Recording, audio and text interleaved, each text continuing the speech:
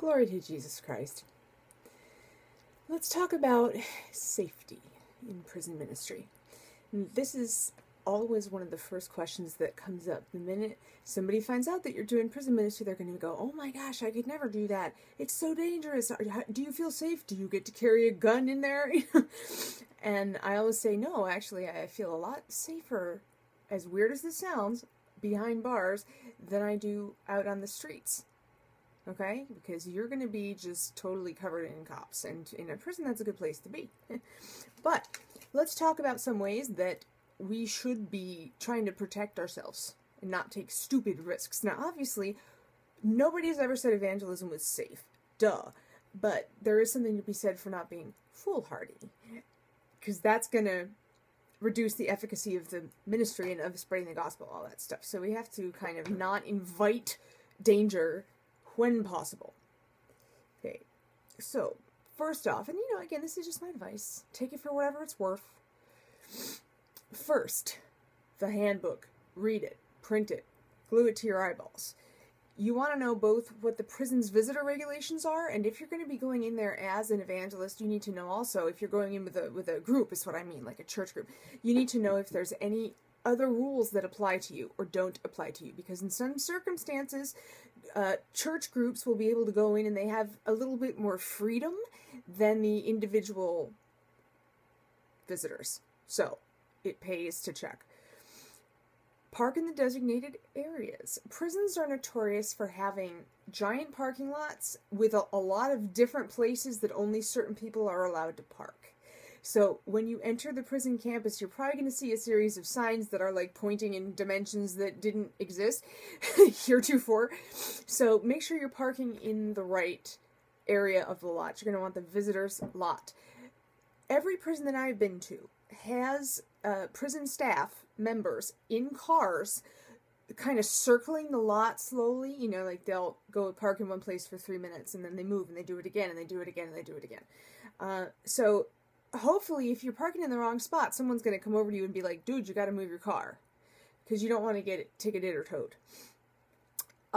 Dress should be modest, especially if you're a woman. You got to consider, okay, well, if this is a mixed gender prison and if I'm going to be dealing with men in any way, even as part of a group, you need to decide if you're comfortable looking feminine or not. When I first started going into the prison, I didn't think I would be allowed to meet with the men because I thought that it would be dangerous. So we started out, we being my fellow lay ministers, we thought we would just go in, I would go in, being the only woman, and just do the women. But by the second week, I was doing the men and the women. I just don't do either group alone.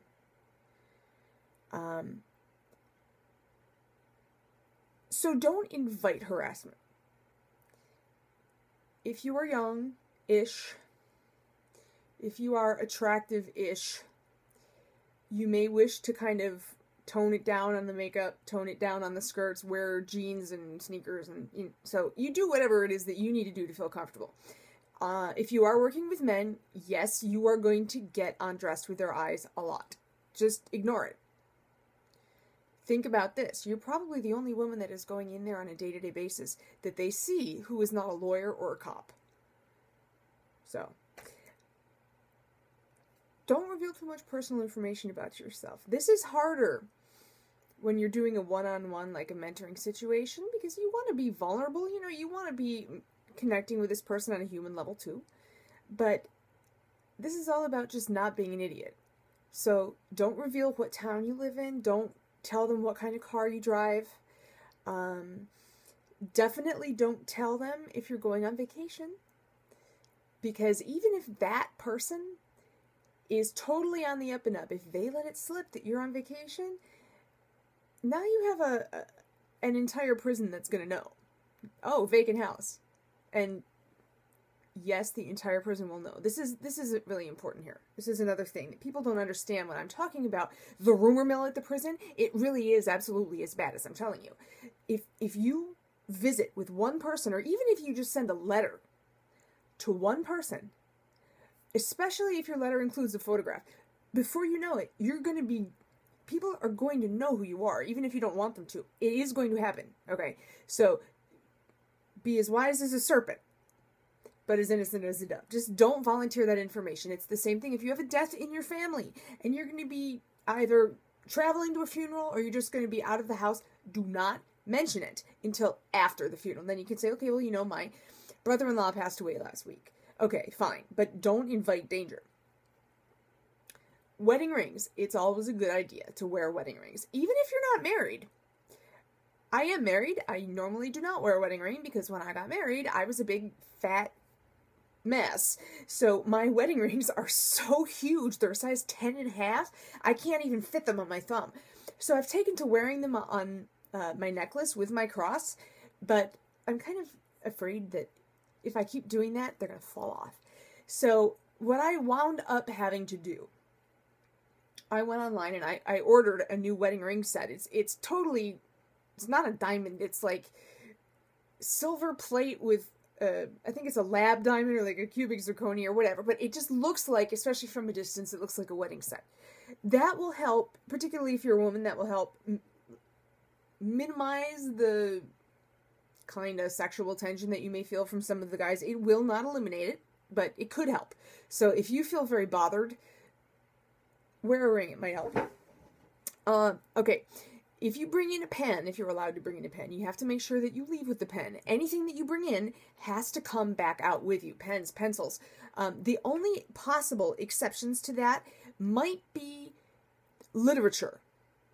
Flyers, church bulletins, that kind of thing, but nothing with staples. Rip the staples out before you go.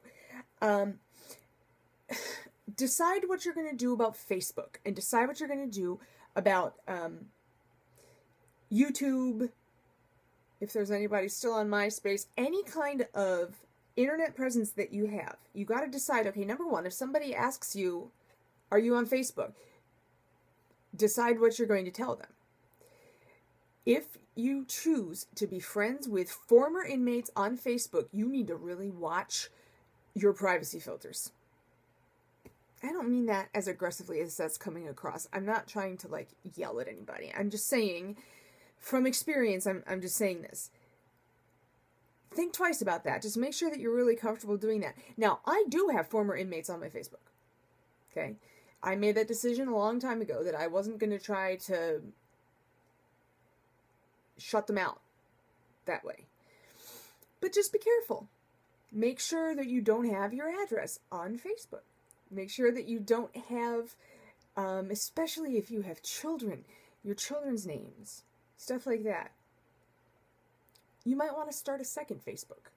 You know, you can do that so that you have one that has all of your stuff that you want your friends to see, and then you have the other stuff that the inmates can see, the former inmates can see. By the way, this is not just for inmates who have been released, okay? The inmates, if they're in prison, are not going to have access to Facebook, but they have family and friends who do. So, be wise about that.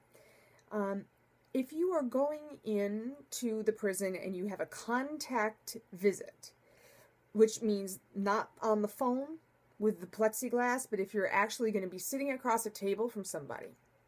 In our prison, we have these little, like, mini conference rooms where there's a table and 2 or 3 plastic chairs. We use them for mentoring, but we also use them for when the lawyers come in to meet with their, clients. The door will have a window in it. You want the inmates back to the door.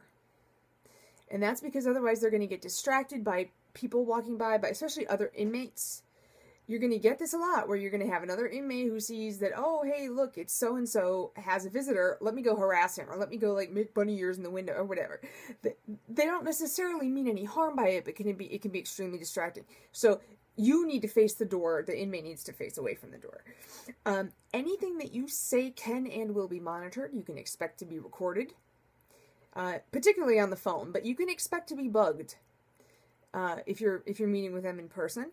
You're going to probably not know it. You're not going to have any warning about it. And as long as you're not trying to help them escape or plot violence, you'll be okay. I'm just saying, be aware that anything you say is liable to be recorded.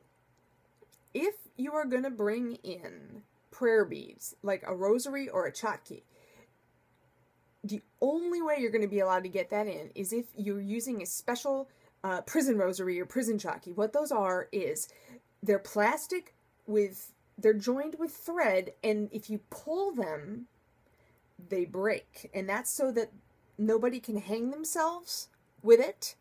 I'm not even joking. And nobody can strangle anyone else with it.